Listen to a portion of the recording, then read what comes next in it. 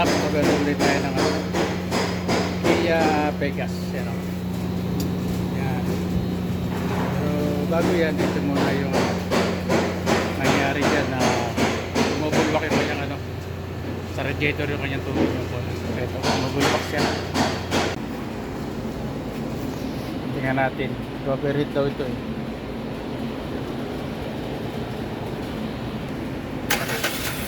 Yun. Yun. Wala na. Pupesto natin si San Lifter. Yun. Yan o. Gumulo na o. Maapaw na talaga siya o. Yun o. Umukulo o. Umukulo. Yun o. Umukulo o. Umukulo o. Kala ro.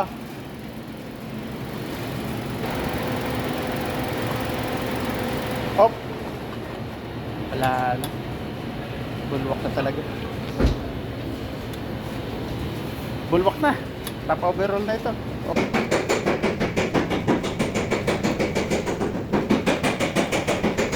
Top overall ang ending hair. Hindi bumubulwak ang dito. Okay, napapata natin. Tapos hindi sila bilis.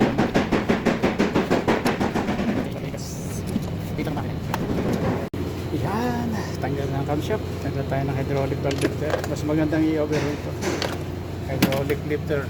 Yan. Nakakalalahanin i-adjust, self-adjustment to. Tanggalin natin ito.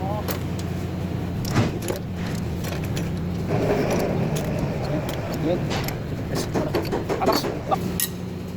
Okay ba? Mapitight ha? The overheat hole. Nakagando siya, loose na. Hindi siya mahigpit. Overheat kasi siya. Nakapagpapagpapagpapag tayo ng Pegas. Habis eh. So malambot yung pinakanduro. Malambot yung bolt. Siyempre bolt, okay pa naman mahigpit. So maluwag nga sa may bato. May mahigpit, may maluwag na bolt. Yan, mahigpit yung sa center. Madagpit pala tapos na. Yeah, angat na. Yun. Iyon. See? Lang. Ayun na. Ayun na. Ayun na. So ayan, may tubig na talaga yan. Nakapula. The red color red mo yata. Wala turo mo yan. Wala yan na. Ayan na mabi. Kasi na 2, 3. 1, 2, 3. 1, 2, 3. Napasukan na ng tubig. Ito number 4, okay pa oh. Puti. Ito wala na, go gold na. Okay, top overhaul.